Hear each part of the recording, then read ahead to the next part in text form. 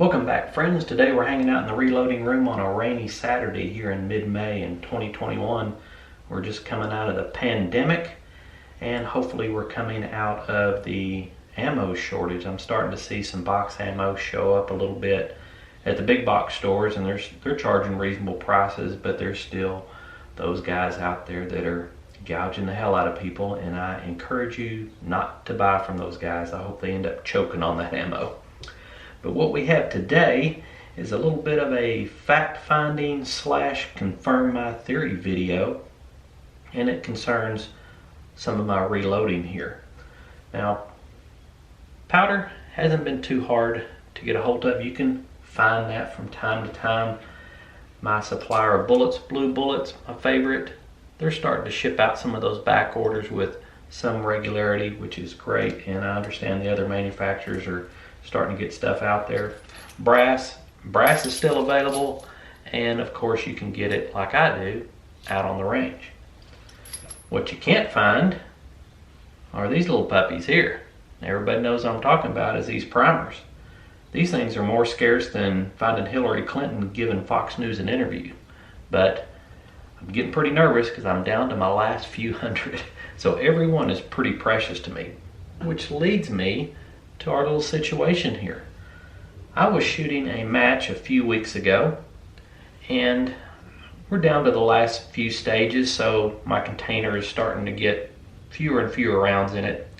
And I look down and I see this little guy here going, wow, I got a round without a primer.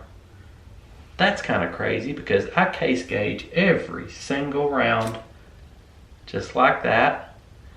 But hey, I'm human, at least the last time I checked. So I could have missed one, okay? However, as I continue to deplete that inventory in that little container, I find this guy, the primer sitting there. I was going, man, that's really kind of strange.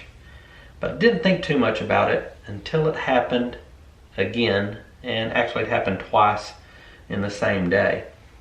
At the next match, and I said, I've got to find out what's going on here. So started investigating, and this little guy here was a piece of brass, WMA. Thought it might be brass related, but this one, Winchester. This one, Sig Sauer. So obviously it's not brass related. It also wasn't primer manufacturer related either, because one batch I had shot with Remington primers, the other one I had shot with these CCI primers. And I had those marked individually because I shoot a hammer fired gun, and my go-to primer is the Federal Gold Medal Match primers, and you know, a buddy fart will set those things off. But I've had to change mainsprings a couple different times to get my CZ to fire some of these harder primers. So it's not primer related either. So I put a couple feelers out on the forum, see what guys thought, and they said, well, you know, you ought to get this gauge here, and they send me a link to it. You know, you can make sure your pocket size is right and clean your pockets. And I'm going, dude, I've reloaded thousands of rounds of 9mm. This has never happened before, and you know, I don't have the time to check every primer pocket. I don't even clean my primer pockets. They go through the tumbler and then we reload them.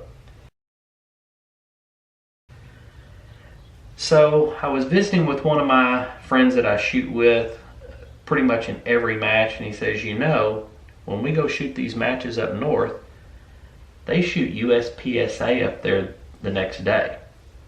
There's a lot of guys shooting the USPSA matches up there, and a lot of those guys are shooting major power factor. So our theory is that these guys are also picking up brass off the range that have been shot out of these major power factor guns, and these pockets are just wearing out. And then you end up, you know, with this kind of stuff where the primer just ends up falling out. So that's kind of our theory. Major power factor, reloading brass that's been reloaded, you know, twice, 3 times, maybe more, or whatever, that they're just picking up out, out off the range. So that's my theory. What do you think? The only way I'm going to be able to cure this is probably be pickier about the brass I pick up. At my club, we don't shoot USPSA down there, so there's no major power factors. I'm safe down there.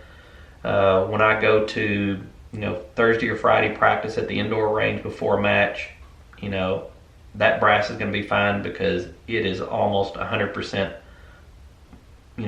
once fired box ammo that people are shooting in there, so that's great.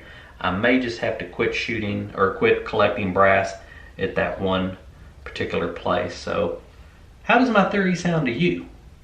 Makes sense to me, but you guys probably know a lot more than I do. So put those comments down below and share them with the class.